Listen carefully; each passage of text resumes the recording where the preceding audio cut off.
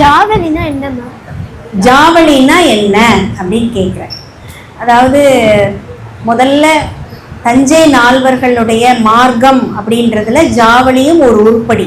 உருப்படினா என்ன? பாடல் தான் உருப்படின்னு சொல்லுவாங்க. இந்த ஜாவலியுடைய தன்மை என்னன்னா மத்தியம காலத்தில் அமைஞ்சிருக்கும்.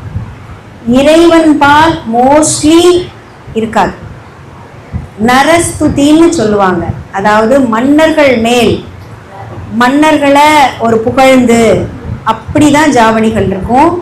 ரேராக தான் கிருஷ்ணன் மேலேயோ அந்த மாதிரி அமைஞ்சிருக்கும். இப்போ ஜாவலினால என்னன்னா தெலுங்குல தான் அமைஞ்சிருக்கும். இப்போ இருக்கிற காலகட்டத்தில் ஏதோ 1-2 தமிழில் பண்ணியிருக்காங்க.